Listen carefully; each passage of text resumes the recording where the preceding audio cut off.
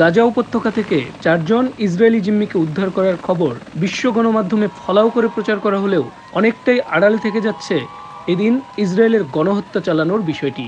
জিম্মি উদ্ধার করতে গিয়ে নুসেইরাত শরণার্থী ক্যাম্পে ব্যাপক হামলা চালিয়ে 210 জন সাধারণ মানুষকে মেরে ফেলেছে দখলদার ইসরায়েলি বাহিনী।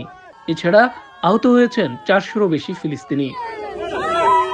আহতদের শরণার্থী ক্যাম্পটির আল আউদা এবং দেইর এল বালার আল আকসা হাসপাতালে নেওয়া হয়েছে। যে 4 জিম্মিকে আজ উদ্ধার করা হয়েছে তাদের গত 7ই অক্টোবর একটি গানের অনুষ্ঠান থেকে ধরে গাজায় নিয়ে গিয়েছিল হামাসের যোদ্ধারা।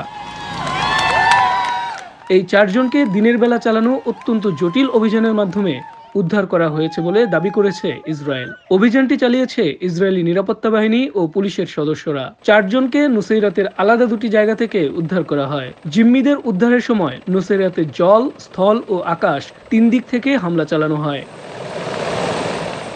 হামাসের জ্যেষ্ঠ নেতা সামি আবু জুহরি বলেছেন, 9 মাস যুদ্ধ করার পর মাত্র 4 জিম্মিকে উদ্ধার করার বিষয়টি একটি ব্যর্থতা। এটি কোনো অর্জন নয়। তাদের উল্লাস মানায় না।